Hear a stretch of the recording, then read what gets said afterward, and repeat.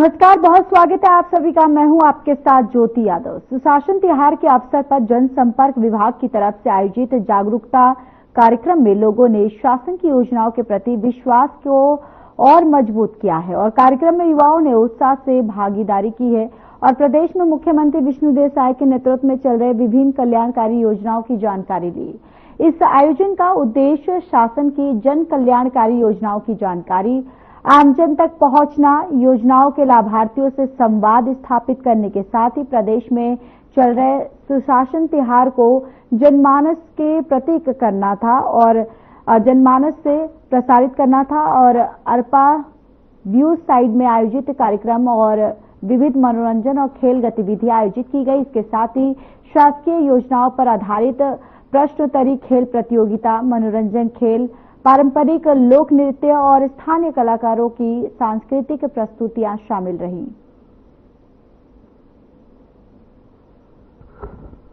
मैंने बहुत दिन से ट्राई कर रही थी, जो आज मेरा हो गया, ये मुझे मिल गया राशन के लिए। बहुत दिन से ट्राई था, ये पूरा वैसे मैं उसे दिल से धन्यवाद देती हूँ।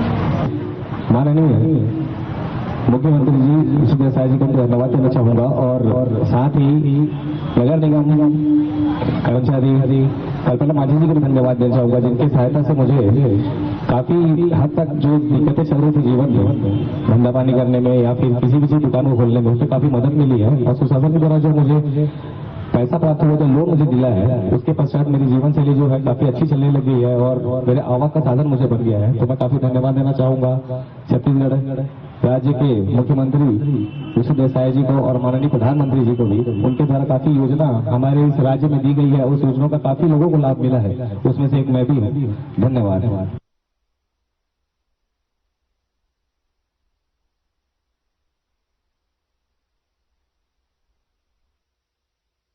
धमतरी जिले की ग्राम पंचायत बिजनापुरी के आश्रित ग्राम सरसोपुरी में इन दिनों शासकीय माध्यमिक शाला भवन समेत बालक शौचालय बहुत ही जर्जर हो चुका है और जिसकी मरम्मत की मांग पर सरपंच और खेमलाल साहू ने कलेक्टर से की है। उन्होंने बताया कि शाला भवन और बालक शौचालय बहुत ही जर्जर स्थिति में आ चुका है। पंखा चलाने से छत की कंक्रीट झड़ने लगी और साथ ही बारिश होने से छत से पानी टपकने लगा। ऐसे में छात्र छात्राओं की सुरक्षा दांव पर लगी है। किसी दिन भी कोई बड़ी अनहोनी हो सकती है। शाला भवन का निर्माण सर्व शिक्षा अभियान के तहत साल 2005 से 2006 में हुआ था, जो अब पूरी तरह से जर्जर हो चुका है। इन दिनों स्कूलों में छुट्टी शुरू हो चुकी है और ऐसे में मरम्मत कार्य आसानी से हो सकता है, जो आने वाले शिक्षा सत्र में छात्र छात्राओं के लिए काफी सुविधाजनक हो सकता है।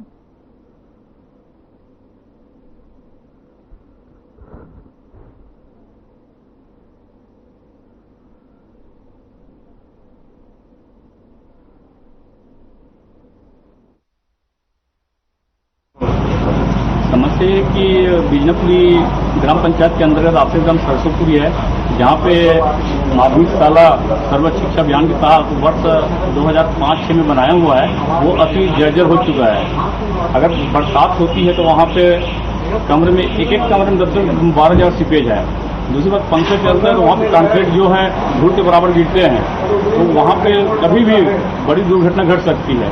और साथ ही जो बालक शौचालय जो बना हुआ है अति जर्जर है, तो मैं दोनों का उन्नयन करने की मांग करता हूँ शासन से। कितने छात्र चलते हैं वहाँ पे? छात्र चलाए टोटल 32 है। तो अभी डिसमेंटल में डाले? नहीं, डिसमेंटल में नहीं डाले हैं। विभाग का क्या कहना, सरपंच और का क्या कहना? सरपंच के द्वारा हम लोग ग्राम जो स्वराज अभी चला था सुशासन त्योहार के अंतर्गत, तो उसमें मांग किए हैं, डीओ को भी लेटर दिए हैं उसमें, और पंचायत की तरफ से भी प्रस्ताव भेजा गया है। इससे पहले और कोई आवेदन? इससे पहले कोई आवेदन नहीं था। हम लोग तो नवनिर्वाचित हैं अभी, तो ये पहला का ये है मांग। एक बार डीओ से जाकर चर्चा कर लो और अपना भी प्रस्ताव बनाकर भेजो, ऐसा क्या।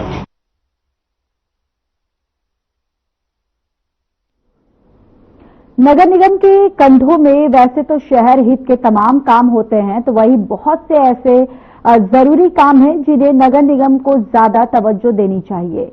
साल 2011 से 2024 तक का निस्तारी पानी का शुल्क 3.56 लाख रुपए से ज्यादा निगम के ऊपर कर्ज है, जो साल दर साल बढ़ता चला जा रहा है। जल संसाधन के विश्वसनीय सूत्रों ने बताया कि निगम ने बीते 10 वर्षों से ज्यादा समय से निस्तारी पानी का शुल्क नहीं जमा किया था, जो बढ़ते बढ़ते 3.56 लाख से ज्यादा हो चुका है, जबकि विभाग द्वारा कई बार उन्हें नोटिस भी भेजा जा चुका है, जिसका जवाब देना भी निगम सरकार जरूरी नहीं समझती। इस दौरान निगम की सत्ता भी बदली, नौकरशाहों के भी तबादले होते हैं, लेकिन किसी ने इस गंभीर विषय पर अपनी तत्परता नहीं दिखाई। राशि के बारे में तो अभी मैं बता नहीं पा रहा हूँ, क्योंकि उसका देखा नहीं उठाई है, तो मैं देख के बता दूंगा। लेकिन नगर निगम से जो बिल देना है वो प्रतिवर्ष हम लोग उसको भेज देते हैं, फिर जमा करने के लिए रिमाइंड भी करते हैं। तो अभी तक नहीं जमा की है तो फिर से उसको एक बार कार्रवाई का तो कोई वो नहीं है। उसमें शासन की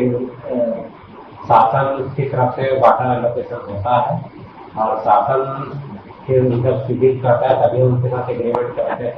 और वो डीजल का मामला है तो पानी प्रतिवर्ष उसको दे देते हैं, पानी को रोकते नहीं है। फिर बीच में उनको डीएक्टिव हम लोग रिमाइंड करते हैं, क्योंकि वो भी शासन का ही एक विभाग है, आराम से देगा। जल संसाधन विभाग से साल 2011-12 से लेकर अब तक का निगम क्षेत्र को जो निस्तारी के लिए पानी दिया जाता है उसका शुल्क अब तक बकाया है, तो उसको लेके क्या निगम की तैयारी है, क्या करना चाहिए? राशि उपलब्ध होने पर भुगतान किया जाएगा। आम जनता के ऊपर जो है तत्काल इस तरह की कार्रवाई की जाती है कि उनका नल कनेक्शन काट दिया जाता है, तो वैसे में निगम भी एक जिम्मेदार संस्था है। तो शासकीय विभाग है, एक शासकीय विभाग का दूसरे शासकीय विभाग से तो राशि उपलब्धता अनुसार भुगतान करना चाहिए।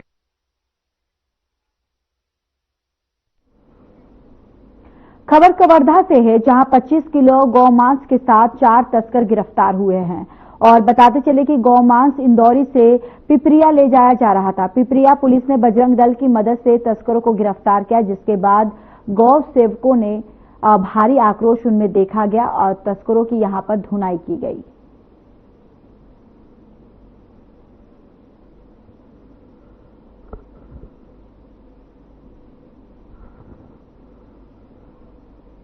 कहाँ के यार? पिपरिया के है ना? तो साथ में कौन सब है? राजेंद्र कहाँ के? का नाम है का पिताजी के? और तोर पिताजी का नाम है? एमा का है झोला में? गौ मास कते का है लगभग 15-20 किलो। कहाँ से काट के लाता थे? इंदौरी के पास से काट के लाता। कहाँ ले जाते थे? यहाँ आशीष पालेकर कहाँ के? पिपरिया। पिपरिया में कौन से मोहल्ला? और पिताजी का नाम है? फागू पालेकर।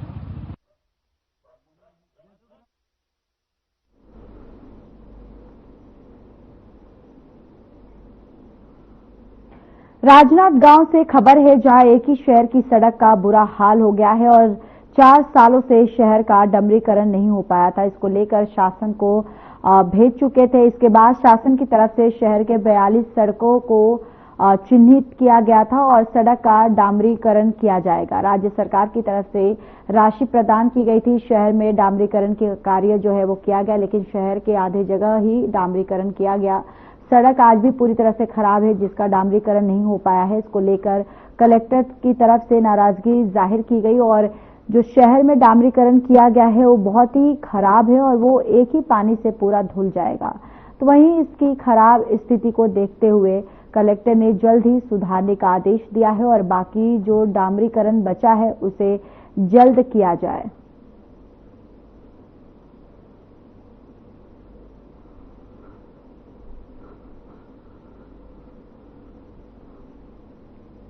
बीजापुर में तेंदुपत्ता खरीदी समीक्षा बैठक जिला वासियों और सरकारी अधिकारियों के नेतृत्व में हुई है, जिसमें तेंदुपत्ता की खरीदी को लेकर कई महत्वपूर्ण बातें सामने आई। छत्तीसगढ़ सरकार ने तेंदुपत्ता की खरीदी पर दर को बढ़ाकर 5,500 रुपये प्रति मानक बोरा कर दिया है, जिससे आदिवासी संग्राहकों को आर्थिक रूप से लाभ मिलेगा और इसकी खरीदी में प्रक्रिया में जिला वनों के डीएफओ और सीएसए के नेतृत्व में काम किया जा रहा है। बीजापुर जिले में इस वर्ष तेंदुपत्ता संग्रहण के लिए 28 समितियां सक्रिय हैं और जो लक्ष्य लगभग 12,600 मानक बोरा तेंदुपत्ता का संग्रह है।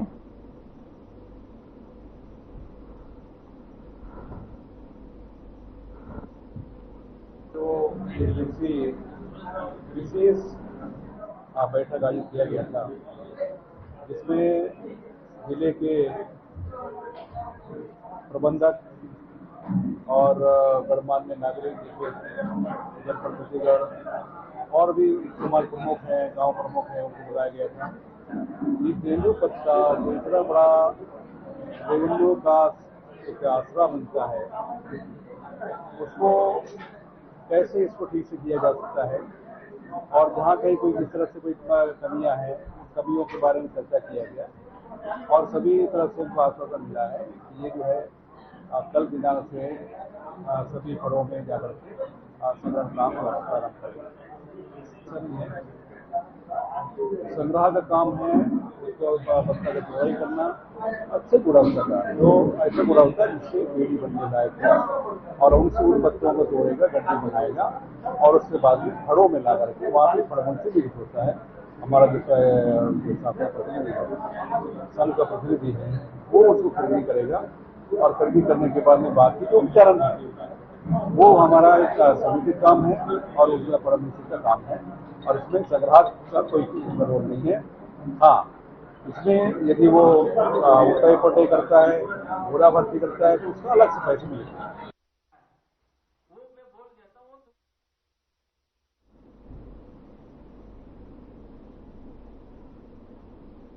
राजनांदगांव के दिग्विजय कॉलेज में पैट और पीएचडी की परीक्षा आयोजित की गई।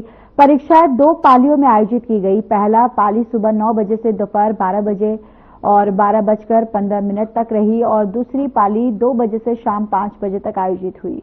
यह परीक्षा 12वीं के बाद दिलाई जाती है। परीक्षा को लेकर बच्चों में खुशी देखी गई। बच्चों ने कहा कि परीक्षा में जो सवाल पूछे गए वो अच्छे थे।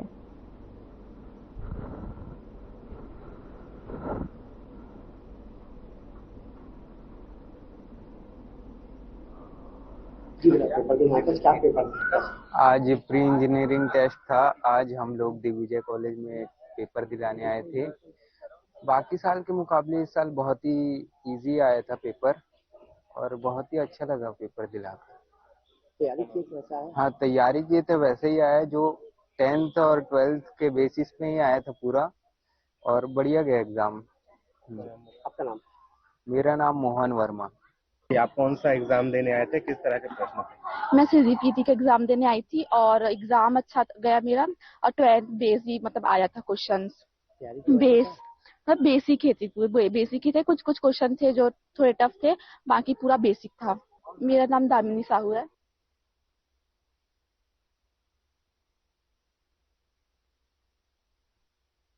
जम्मू कश्मीर के पहलगाम में हुए आतंकी हमले के बाद दुर्ग जिले में civil defence war mock drill हुई।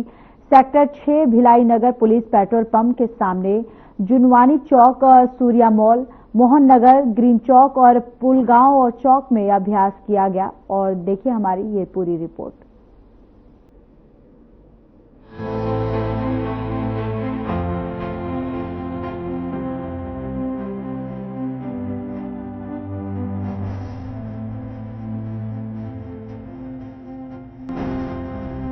जम्मू कश्मीर के पहलगाम में हुए आतंकी हमले के बाद दुर्ग जिले में civil defence war mock drill हुई।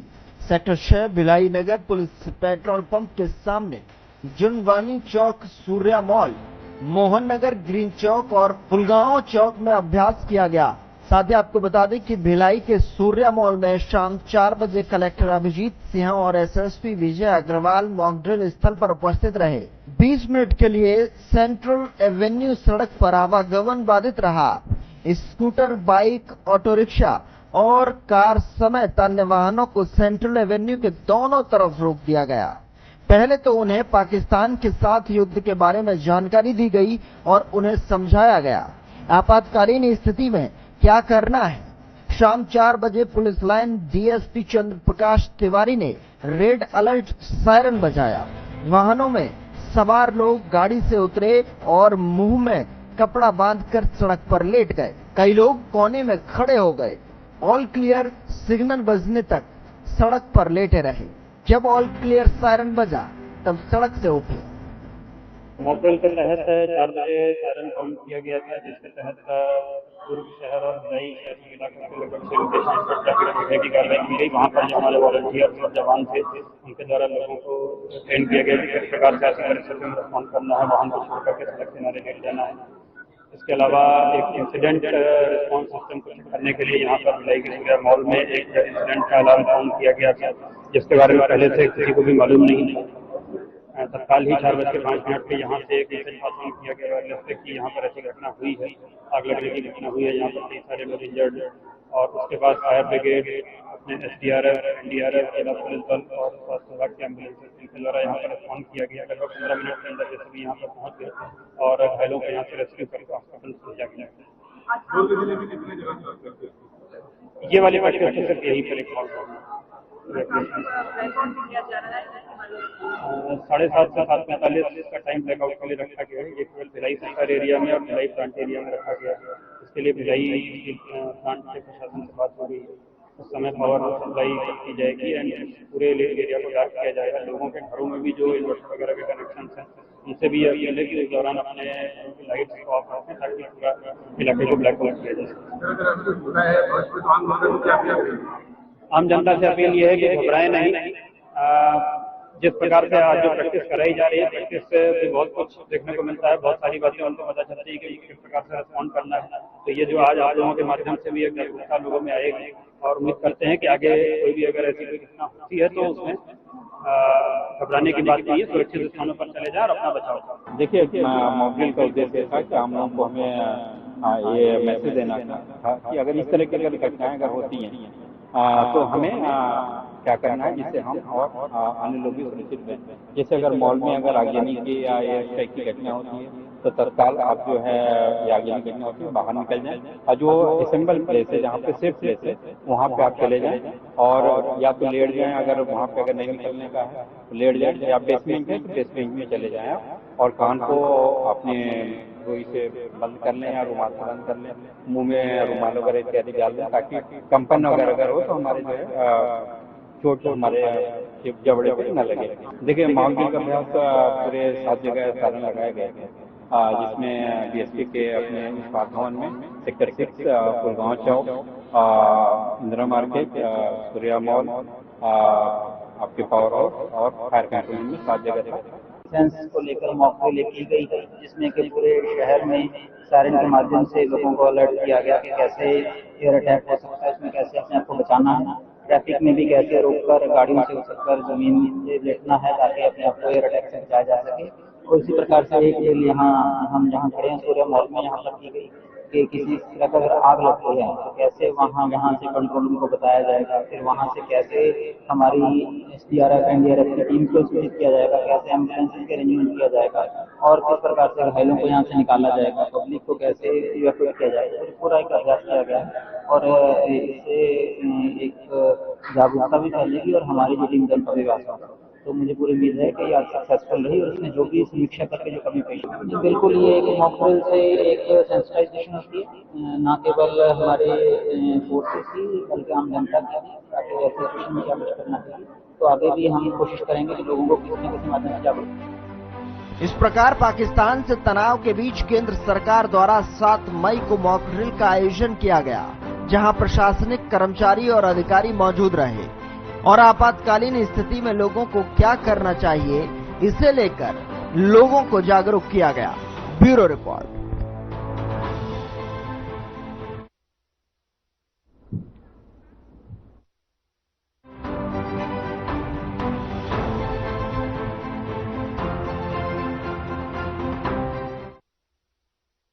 सुशासन तिहार के तीसरे चरण में छत्तीसगढ़ प्रदेश स्तर पर समाधान शिविर का कार्यक्रम आयोजन किया गया और ये कार्यक्रम लोरमी के रामेपुर एन में समाधान शिविर में कार्यक्रम आयोजन किया गया। इस आयोजन में डिप्टी सीएम अरुण साव ने 20 करोड़ 23 लाख के विभिन्न कार्यों का भूमि पूजन एवं शिलान्यास किया और डिप्टी सीएम साव ने सुशासन तिहार के कार्यक्रम में शामिल हुए।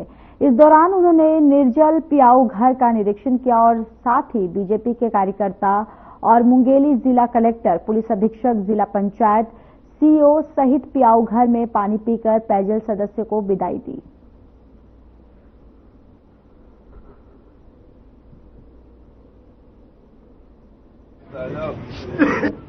लोरमी विकासखंड का ये पहला समाधान शिविर है।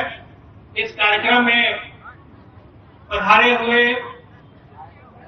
हमारे लोरमी विधानसभा के विधायक एवं हमारे माननीय उप मुख्यमंत्री श्री अरुण साव जी,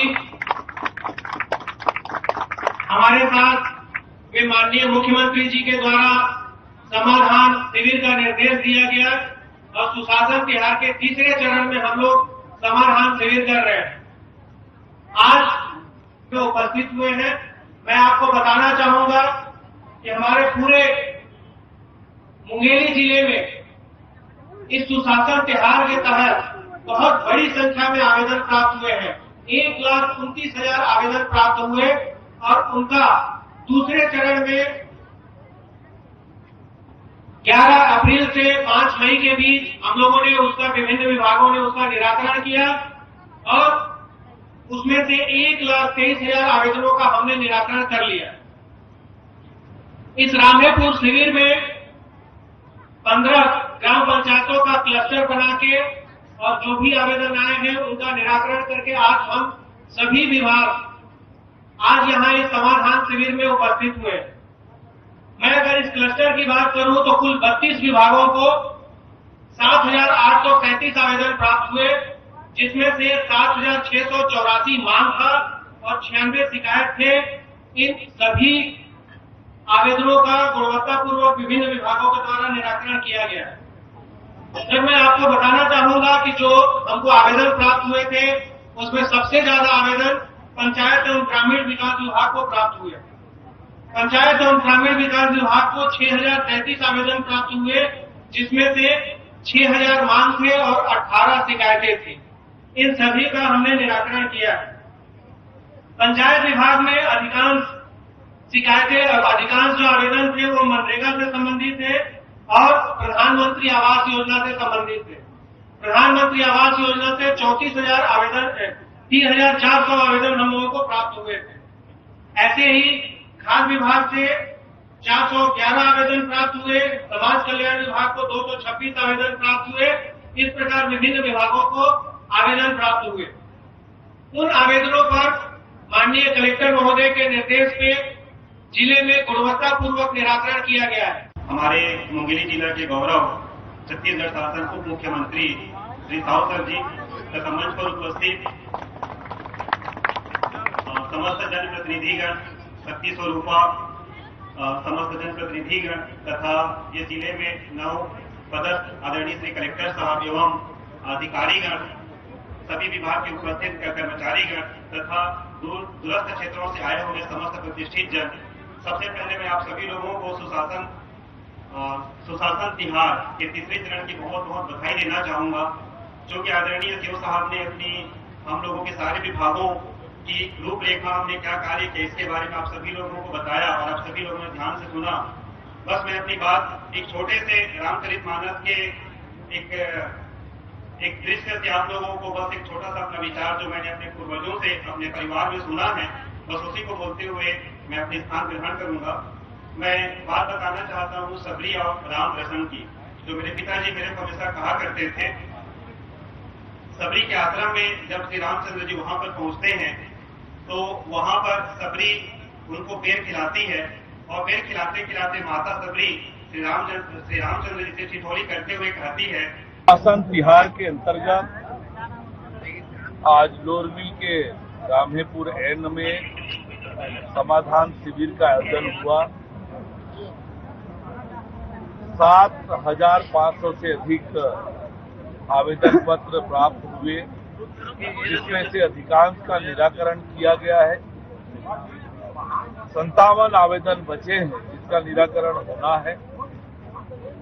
उन आवेदनों के लिए भी निराकरण के लिए आवश्यक कार्यवाही की जा रही है।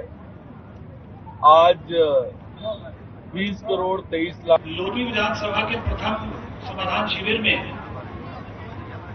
पधारे माननीय मुख्य अतिथि छत्तीसगढ़ के यशस्वी उप मुख्यमंत्री एवं यहाँ के स्थानीय विधायक परम आदरणीय अरुण साहू जी, पंचासीन का मैं बहुत स्वागत, वंदन, अभिनंदन करता हूँ। एक बार जोरदार तालियां अपने लिए बजाइए शिविर में। और सभी लोग पिछले 10 दिनों से सभी अधिकारी कर्मचारी जो या कोई भी ऐसा हितग्राही न हो ये बोले कि हमारा काम नहीं हुआ। चलिए इस बुलेटिन में इतना ही। नमस्कार।